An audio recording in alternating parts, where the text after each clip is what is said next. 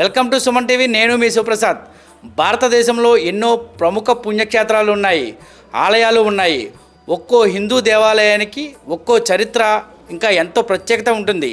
ఆయా ఆలయాల్లో భక్తుల నమ్మకాలు కూడా వేరువేరుగా ఉంటాయి. ప్రస్తుతం మనమైతే ఎంతో ప్రాచుర్యత కలిగిన ఆలయంలో అయితే ఉన్నాం. ఈ ఆలయం స్వయంభూగా వెలిసిన ఆలయం అయితే కాదు, అలాగే రాజులు నిర్మించిన ఆలయం కాదు. బ్రహ్మదేవుడు నిర్మించిన ఆలయం ఇది. బ్రహ్మదేవుడు చేతుల మీదుగా ఇక్కడ శివలింగాన్ని అయితే ప్రతిష్ఠించాడు. సిఎంఆర్ షాపింగ్ మాల్ మన హైట్ నగర్ లో భాగ్యలత కమాన్ పక్కన ఫిబ్రవరి 29న ప్రముఖ సినీ తారలచే గొప్ప ప్రారంభం. ఈ ఆలయం నర్సీపట్నం మండలంలోని బలిఘట్టం గ్రామంలో అయితే ఉంది. ఎంతో విశిష్టత కలిగిన ఈ ఆలయం ఎంతో ప్రాముఖ్యత కలిగింది. ఇక్కడ శివలింగాన్ని బ్రహ్మ ప్రతిష్ఠించారని అయితే పురాణాలు చెబుతున్నాయి. అందుకే ఈ ఆలయం చారిత్రక ప్రసిద్ధి చెందింది.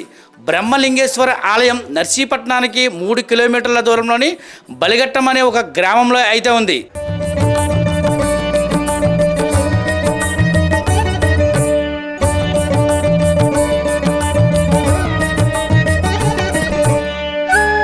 లోక కళ్యాణార్థం తలపెట్టిన యజ్ఞానికి శివారాధన నిమిత్తం బలిచక్రవర్తి బ్రహ్మను ప్రార్థించగా బ్రహ్మ శివలింగాన్ని ఈ ప్రాంతంలో అయితే ప్రతిష్ఠించారనేది ఒక చరిత్ర అయితే ఉంది. సృష్టి విధాత అయిన బ్రహ్మ గురించి తపస్సు చేసిన బలిచక్రవర్తికి బ్రహ్మ సాక్షాత్కరించి బ్రహ్మదేవుడే వచ్చి శివలింగాన్ని ఈ ప్రాంతంలో ప్రతిష్ఠించారని పూర్వీకులు అయితే చెబుతున్నారు. ఎందుకంటే బ్రహ్మ ప్రతిష్ఠించిన స్వామివారికి బ్రహ్మలింగేశ్వర స్వామి అని అయితే పేరు వచ్చింది. ఈ పర్వత శ్రేణుల్లోని 3 పర్వతాలు త్రిశూల ఆకృతిలో వరుసగా ఉంటాయి. శివలింగాన్ని త్రిశూల పర్వతములకు అభిముఖంగా అంటే పశ్చిమ ముఖంగా అయితే ప్రతిష్ఠించారు.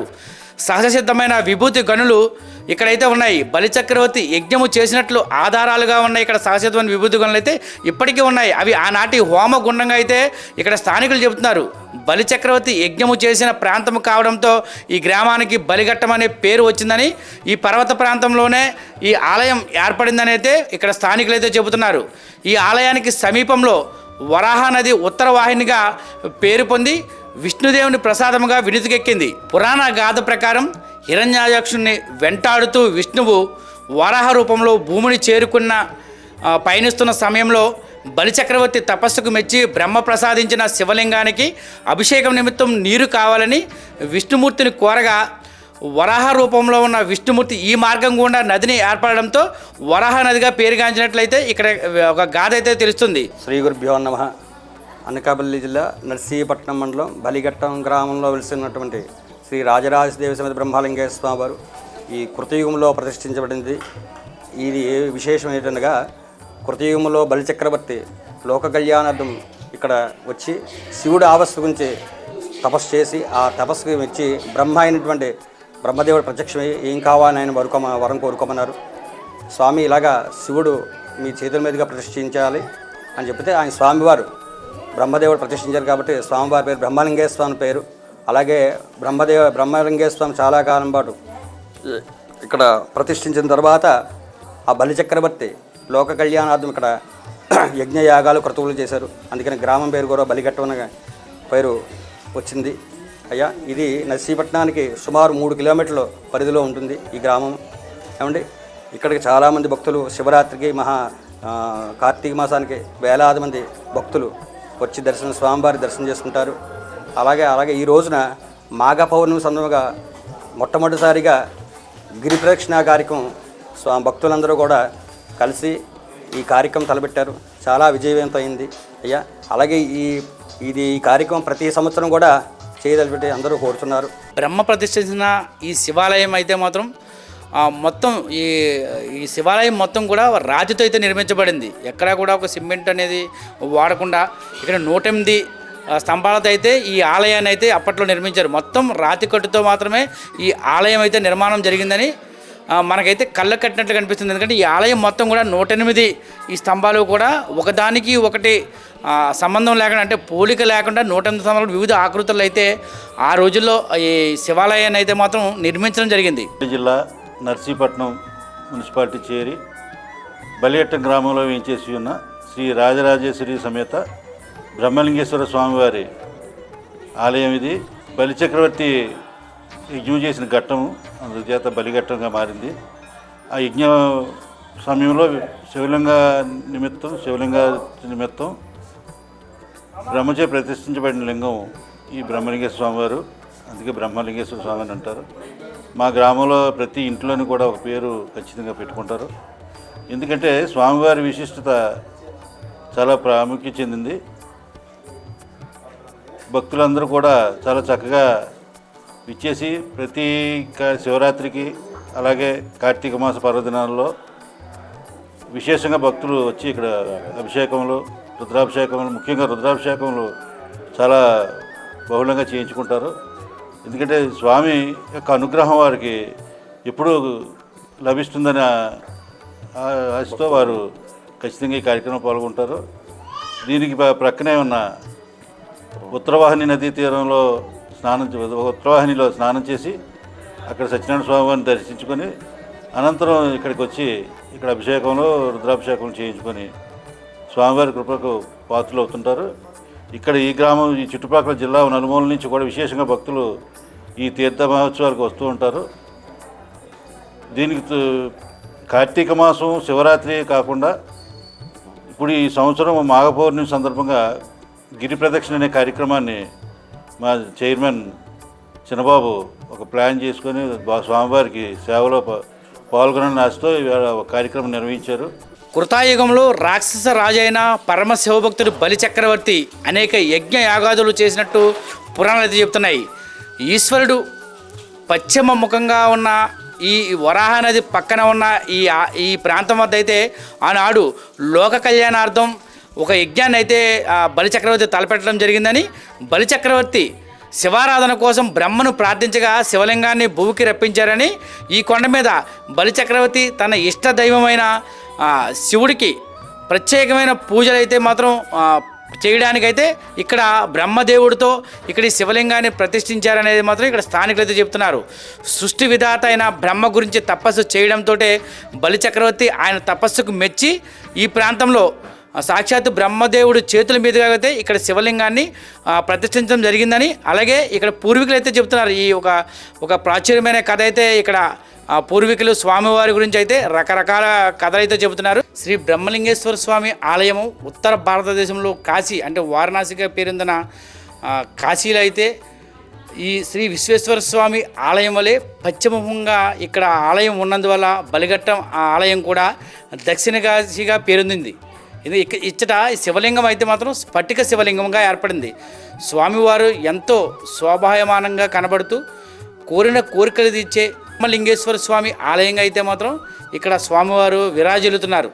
భక్తులకు ఈ ప్రాంతంలో మహాదేవుడు కోరిన కోరికలు తెచ్చే బ్రహ్మలింగేశ్వర స్వామిగా ఈ ప్రాంతంలో అయితే భక్తులకు తన కరుణ కటాక్షాలు అయితే ఇస్తున్నాడు. ఎందుకంటే ఈ ప్రాంతంలో కార్తీక మాసంలో కానీ శివరాత్రి సమయంలో కానీ వేలాది మంది భక్తులు ఈ స్వామివారిని దర్శించుకోవడంతో పాటు పక్కనే ఉన్న ఈ ఉత్తరవాహినిగా ప్రవహించే పక్కనే ఉన్న ఈ ఉత్తరవాహినిలో అయితే స్నానాలు చేసి ఈ స్వామివారిని దర్శించుకుంటూ ఉంటారు. ఎందుకంటే ఉత్తరవాహినిలో స్నానాలు చేసిన తర్వాత సకల పాపాలు పోతాయనేది ఇక్కడ భక్తుల ప్రగాఢ నమ్మకం. ఆ నేపథ్యంలో ప్రతి శివరాత్రి, కార్తీక మాసం అలాగే కార్తీక పౌర్ణమి వేళల్లో కూడా ఈ ఆలయానికి వేలాదిగా భక్తులు అయితే మాత్రం స్వామివారి మహిమను తెలుసుకొని వేలాదిగా అయితే ఇప్పుడు స్వామివారి ఆలయానికి చేరుకుంటున్నారని ఇక్కడ స్థానికులు అయితే చెప్తున్నారు.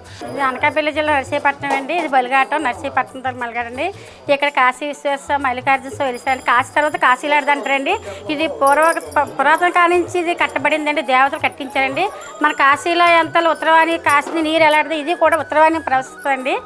అక్కడ దేవుడు వెలిసాడు. మల్లికార్జున స్వామి ఇది భగవంతుడు కట్టిన గుడి అండి. ఏదైనా అనుకున్న కోరికలు తీర్తాయండి. ప్రతి శివరాత్రికి చాలా బాగా జాగరాలు చేసి రుద్రాభిషేకాలు, అభిషేకాలు చేసి ఎక్కడెక్కడి నుంచో జనాలు వస్తారండి. చాలా మనకి ఏదైనా అనుకున్న కోరికలు మనం ఏమైనా బాగా చెప్పుకొని తీరుతాయండి. ఈ దేవుడు అంత నిదర్శనం అండి. ప్రతి సోమవారం పూట అభిషేకాలు కానీ చాలా ఇదిగా చేస్తారండి.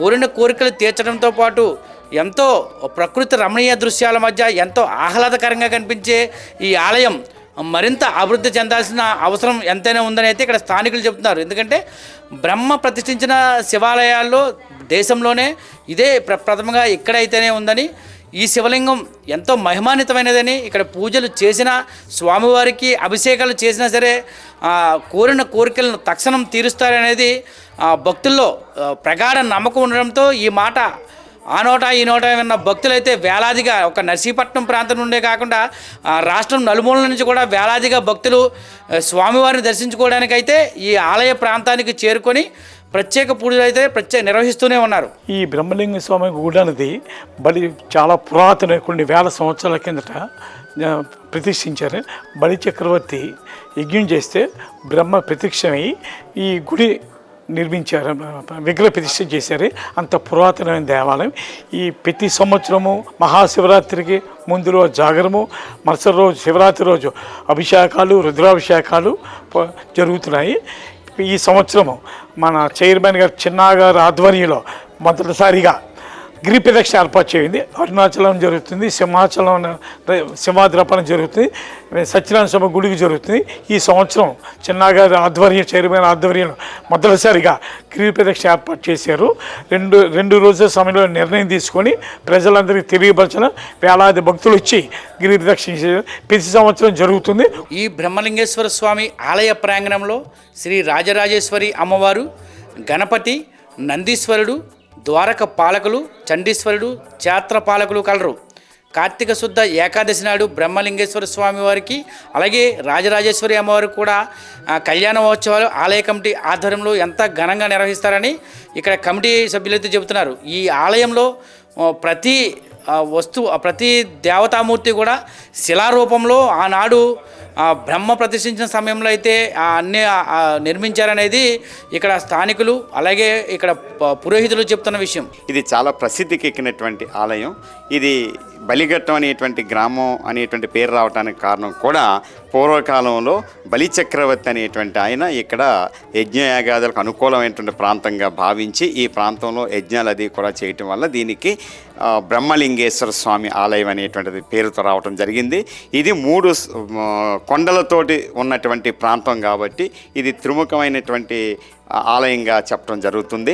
తర్వాత ఇది పశ్చిమ దిక్కు వైపు కనిపించడం అనేటువంటిది కూడా జరుగుతుంది. పురాతన కాలం నుంచి కూడా ఎందరో మహానుభావులందరూ కూడా ఈ ప్రాంతాన్ని సందర్శించడం, ముఖ్యంగా విజయనగర వాస్తవ్యులది కూడా ఈ ప్రాంతాన్ని గురించి తెలుసుకుని ఇక్కడ దీని యొక్క ప్రాశస్యాన్ని ప్రజలందరికీ తెలియచేస్తూ దీని యొక్క ఉన్నతమైనటువంటి స్థానాన్ని కల్పిస్తుంది. ముఖ్యంగా ఇది చాలా ప్రసిద్ధికి ఎక్కినటువంటి ఆలయం. పురాతన కాలం నుంచి అది రోజు రోజుకి భక్తుల సంఖ్య పెరగటమే కానీ తగ్గటం లేదు. అంటే భక్తులకి అంత నమ్మకం. సన్నిధిలో వేంచేసి ఉన్న శ్రీ రాజరాజేశ్వరి అమ్మవారి ప్రతిష్టకు సంబంధించి ఒక యథార్థ గాథ అయితే ఉంది. క్రీస్తు శకం 1840-50 సంవత్సరంలో విజయనగర వాస్తవ్యులు అప్పటి నర్సీపట్నం తహసీల్దారు అయిన శ్రీ సుకూరు రామదాసు పంతులు గారు ఒక మహాశివరాత్రి లింగోద్భవ కాలంలో ఇక్కడున్న స్వామివారిని ఈ బ్రహ్మ ప్రతిష్ఠించిన మహాశివుడిని అయితే దర్శించడానికి కుటుంబ సభ్యులతో అయితే లింగోద్భవ సమయంలో ఈ ఆలయానికి వచ్చారు. అయితే కార్యక్రమం అనంతరం ఆయన తన కుటుంబంతో కలిపి స్వగృహానికి వెళ్ళగా తన కుమార్తె అప్పటికే అక్కడ మరణించడం జరిగింది. అయితే జరిగిన సంఘటనకు బాధపడుతున్న తహసీల్దార్కి స్పష్టంగా స్వామివారు కలలో కనిపించి పార్వతి అంశతో జన్మించినందున నీ కుమార్తెను నేను భారీగా స్వీకరిస్తున్నానని ఇక్కడి నుంచి రాజరాజేశ్వరి అమ్మవారిగా ఆ ఆలయంలో అయితే విగ్రహ ప్రతిష్ఠ చేయమని ఆయన కలలో కనబడి మహాశివుడు చెప్పడంతో ఆ విధంగా తహసీల్దార్ గారు అమ్మవారి విగ్రహాన్ని ఈ ప్రాంతంలో ప్రతిష్ఠించి ప్రతి కార్తీక శుద్ధ ఏకాదశి నాడు శ్రీ బ్రహ్మలింగేశ్వర స్వామి వారికి అలాగే రాజరాజేశ్వరి అమ్మవారు అంటే తన కూతురుగా ఉన్న రాజరాజేశ్వరి అమ్మవారి కళ్యాణాన్ని ప్రతి ఏడాది కార్తీక శుద్ధ ఏకాదశి నాడు అయితే ఎంతో ఘనంగా నిర్వహిస్తున్నారు ఇప్పటికే కుటుంబ సభ్యులు. అప్పటి నుండి ప్రతి సంవత్సరం కూడా స్వామివారి కళ్యాణోత్సవాన్ని గ్రామ పురవీధుల్లో ఒక పెళ్ళిలాగా మొత్తం అంతా స్వామివారి అమ్మవారి ఉత్సవ విగ్రహాలు ఊరేగించుకుంటూ ఒక తిరువీధుల్లో ఉత్సాహంగా అయితే ప్రతి ఏడాది జరపడం ఇక్కడ సాంప్రదాయంగా వస్తున్న విషయం. బలి చక్రవర్తి యజ్ఞం చేసిన ప్రాంతం కావడంతో ఈ గ్రామానికి బలిఘట్టమని, ఈ పర్వత ప్రాంతాల్లో ఘట్టము అనగా యజ్ఞము చేయడం వల్ల ఘట్టము అని బలిఘట్టమని ఈ గ్రామానికి అయితే పేరు రావడం జరిగిందని ఇక్కడ స్థానికులు చెబుతున్నారు. బలి చక్రవర్తి యజ్ఞం చేసిన స్థలం అవడం వల్లే ఈ గ్రామానికి పూర్తి స్థాయిలో బలిఘట్టం అనే పేరును పెట్టడం జరిగిందని అంటున్నారు పూర్వీకులు. అయితే పూర్వకాలంలో ఈ గ్రామము ఈ ఆలయానికి దక్షిణ భాగంలో ఉండేదని, సమీపంలో గల వరాహ నది వ్యవసాయ పనులకు రాకపోకలు ఆటంకంగా ఉండడం వల్ల నది ఆవలోటుకు ఈ గ్రామాన్ని అయితే తరలించడం జరుగుతుందని ఇక్కడ పెద్దలు అయితే చెబుతున్నారు.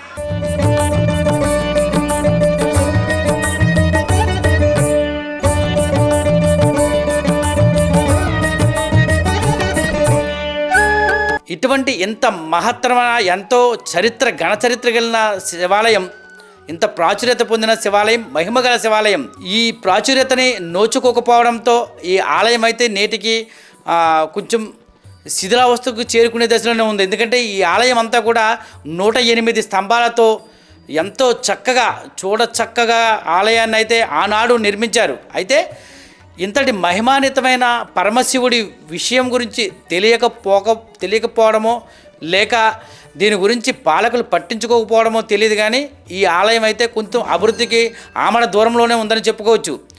ఎంతో మహిమాన్వితమైన ఈ ఆలయం గురించి, ఈ చరిత్ర కోసం ఇంకా అభివృద్ధి చేయగలిగితే, చరిత్రను మరింత అభివృద్ధి చేయగలిగితే వేలాది మంది భక్తులు ఈ ఆలయానికి చేరుకోవచ్చు. ఎందుకంటే ఈ ఆలయ మహిమ విషయం తెలుసుకొని వేలాది మంది భక్తులు సుదూర ప్రాంతాల నుంచి ఇప్పటికే ఈ ఆలయాల్లో చేరుకుంటున్నారు. ప్రతి సోమవారం కూడా స్వామివారికి పంచామృత అభిషేకాలతో పాటు రుద్రాభిషేకాలు వంటి అనేక కార్యక్రమాలను ఆలయ పురోహితులు ఎంతో ఘనంగా నిర్వహిస్తున్నారు.